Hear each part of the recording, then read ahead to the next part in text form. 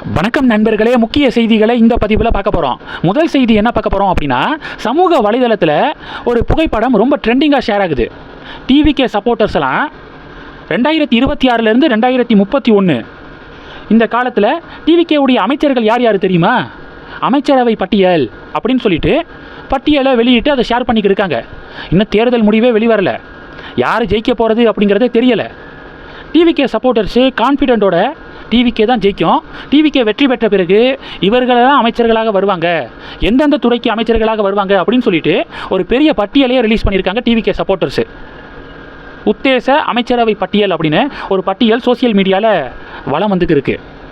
கொஞ்சம் பொறுங்க பாஸு, மே 4 ரிசல்ட்டில் தெரிஞ்சிடும் யார் ஆட்சி அமைக்க போகிறது அப்படிங்கிறது தெரிஞ்சு போயிடும். அதன் பிறகு டிவிகே ஆட்சி அமைக்கிறாங்க அப்படின்னா அதன் பிறகு இந்த உத்தேச அமைச்சரவை பட்டியல்லாம் வெளியிடலாமே. ரிசல்ட்டுக்கு முன்னாடி கொஞ்சம் அடக்கி வாசிக்கிறது நல்லது அப்படின்னு பொலிட்டிக்கல் கமெண்டேட்டர்ஸ் பதிவுகள் போடுறாங்க. இது ஒன்று. ரெண்டாவது என்ன பார்க்க போகிறோன்னா, பிரதமர் மோடி வெஸ்ட் பெங்காலில் தீவிரமான பரப்புரை மேற்கொண்டு இருக்கார். ஃபஸ்ட்டு ஃபேஸ் எலெக்ஷன் கம்ப்ளீட் ஆகிடுச்சா, செகண்ட் ஃபேஸ் எலெக்ஷன் வர 29 வெஸ்ட் பெங்காலில் நடக்குது. 142 தொகுதிகளுக்கு. Home minister Amit Shah, prime minister மோடியெல்லாம் அங்கே தினமும் பிரச்சாரம் மேற்கொள்கிறாங்க, பொதுக்கூட்டங்களில் கலந்துக்கிறாங்க, ரோட் ஷோ போகிறாங்க. நேற்றைய தினம் பார்த்தீங்கன்னா பானிகதி அப்படிங்கிற தொகுதியில் மோடியுடைய பொதுக்கூட்டம் நடந்திருக்கு. இந்த பானிகதி தொகுதியில் பாஜக சார்பாக போட்டியிடக்கூடிய வேட்பாளர் யார் தெரியுமா? கொல்கத்தாவில் ஆர்ஜி கர் மெடிக்கல் காலேஜில் ஒரு மருத்துவர் பாலியல் வன்கொடுமை செய்யப்பட்டு கொல்லப்பட்டாங்கள்ல 2024. அந்த இறந்து போன கொல்லப்பட்ட மருத்துவருடைய தாயார் தான் பாஜக சார்பாக அந்த தொகுதியில் போட்டியிடுறது.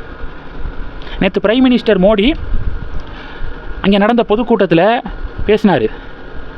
அந்த அம்மா நம்ம நாட்டுக்கு ஒரு அற்புதமான ஒரு மருத்துவரை வந்து கொடுத்துருக்காங்க, ஆனால் வெஸ்ட் பெங்கால் டிஎம்சி கவர்மெண்ட்டுடைய காட்டாட்சி அந்த மருத்துவரை நம்மக்கிட்ட இருந்து பிரிச்சிருச்சு அப்படின்னு நேற்று பிரைம் மினிஸ்டர் மோடி கேம்பெயின் பண்ணியிருக்காரு.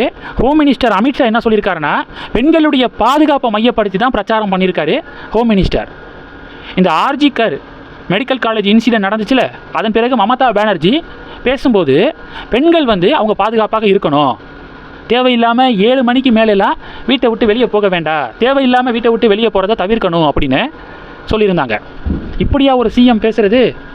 எப்போ வேணாலும் சுதந்திரமாக பெண்கள் வெளியில் போங்க, உங்களுக்கு பாதுகாப்பை நாங்கள் தரோம் அப்படிங்கிறது தானே ஒரு ப்ராப்பரான சிஎம்முடைய பதிலாக இருக்க முடியும். ஆனால் மமதா பானர்ஜி எப்படி பேசியிருக்காங்க பாருங்கள் அப்படின்னு அப்போவே ஒரு பெரிய டிபேட் வந்துச்சு. ஹோம் மினிஸ்டர் அமித்ஷா என்ன சொல்லியிருக்காருன்னா, 7 மணிக்கு மேலே வீட்டை விட்டு வெளியே போகக்கூடாது பெண்கள் அப்படின்னு மமதா சொல்கிறாங்க.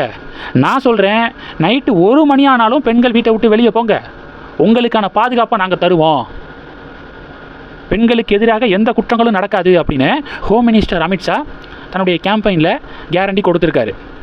இதெல்லாம் ட்ரெண்டிங்காக ஷேர் ஆகுது. நேற்று பானிகதி தொகுதியில் கொல்லப்பட்ட மருத்துவருடைய தாயாருக்கு பிரதமர் மோடி பார்த்திங்கன்னா ஆறுதல் சொல்லியிருக்காரு. அந்த வீடியோ ட்ரெண்டிங்காக ஷேர் ஆகுது. அடுத்தது, வெஸ்ட் பெங்காலில் நடந்து முடிந்த ஃபஸ்ட்டு ஃபேஸ் எலெக்ஷனில் எவ்வளவு மக்கள் ஓட்டு போட்டிருக்காங்க அப்படிங்கிற அப்டேட்டு கிடச்சிருக்கு. 93% வாக்குகள் பதிவாயிருக்கு அப்படின்னு நான் சொன்னேன்ல. ஓட்டிங் பர்சன்டேஜை வச்சு நம்ம முடிவெடுக்க முடியாது, ஏன்னா எஸ்ஐஆர் ப்ராசஸுக்கு அப்புறம் நடக்கக்கூடிய தேர்தல் இது அப்படின்னு நான் போன வீடியோவில் சொல்லியிருந்தேன்.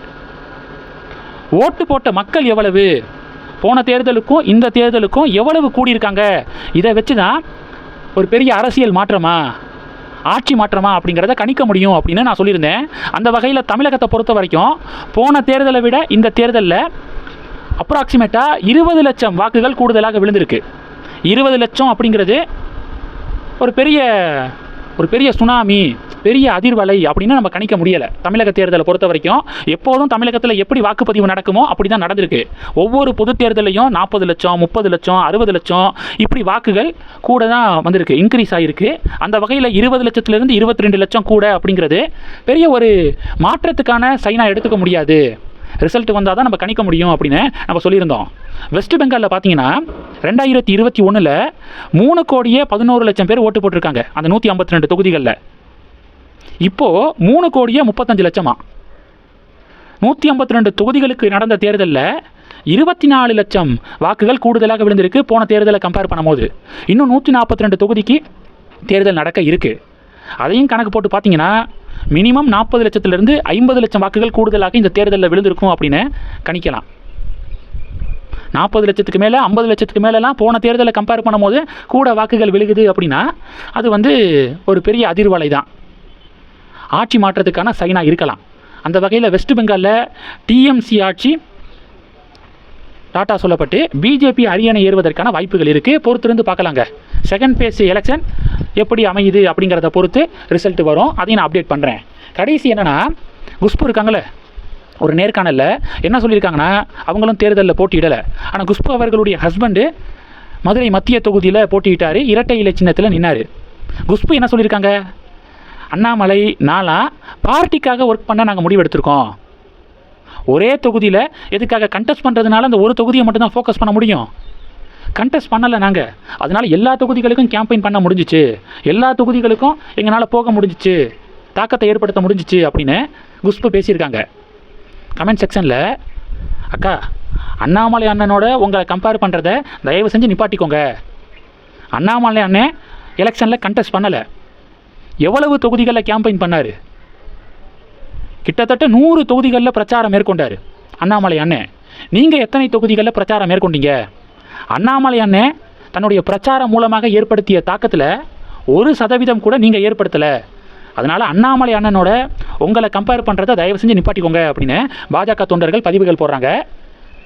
குஷ்பு அக்கா சில மாதங்களுக்கு முன்பாக அண்ணாமலையை டீக்ரேட் பண்ணுற மாதிரி ஒரு நேர்காணலில் பேசி வச்சுருந்தாங்க. என்னத்தை பண்ணிட்டார் அண்ணாமலை, மாசை வச்செல்லாம் ஜெயிக்க முடியாது, அண்ணாமலைக்கு முன் அண்ணாமலைக்கு பின் அப்படின்லாம் நான் தமிழக பாஜகவை பார்க்க மாட்டேன் அப்படிங்கிற மாதிரி பேசியிருந்தாங்களே. அதிலிருந்தே குஷ்பு அக்கா மேலே பாஜக தொண்டர்கள் கடுப்பில் தான் இருக்காங்க. அண்ணாமலையோட தன்னை வந்து கம்பேர் பண்ணிக்கிட்டாங்க, தயவு செஞ்சு அதை அவாய்ட் பண்ணிக்கோங்க அப்படின்னு தொண்டர்கள் அறிவுரை வழங்கியிருக்காங்க. இந்த செய்திகள் எல்லாத்தையும் பற்றி உங்களுடைய பார்வைகளை மறக்காமல் கமெண்ட் பண்ணுங்கள். தொடர்ந்து கனெக்டில் இருங்க, அடுத்தடுத்து நிறையா பதிவுகளை பார்க்க போகிறோம். நன்றி, ஜெய் ஹிந்த்.